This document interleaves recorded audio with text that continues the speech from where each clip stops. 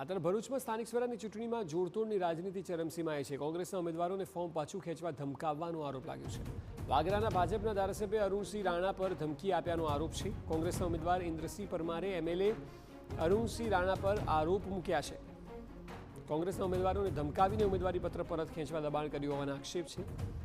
ધારાસભ્ય અરુણસિંહ રાણાએ આક્ષેપોને પાયાવિહોણા ગણાવ્યા। અહીંયાના સ્થાનિક ધારાસભ્ય શ્રી અરુણસિંહ રાણા વારંવાર એમના માણસો દ્વારા મારા માણસોને નિકોરા સીટના ઉમેદવારને જનોરના ઉમેદવારને કે તમને ધારાસભ્ય શ્રી બોલાવ્યા છે, તમારે ફોર્મ પરત ખેંચવાનું છે।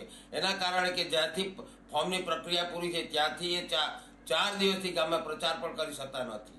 ભારતીય જનતા પાર્ટી કોઈ દબાણ કરવા ટેવાયેલી નથી। અમે કોઈ દબાણ કર્યું નથી। એ પોતે લોકો સુધી જઈ ના શકતા હોય એમાં અમારો શું ગુનો? અમે તો લોકોને વિકાસની વાત કરેલી છે, લોકોના કામ કરેલા છે, લોકો સુધી અમે પહોંચેલા છે, એટલે અમારે દબાણ કરવાનો કોઈ જરૂરિયાત છે નહીં।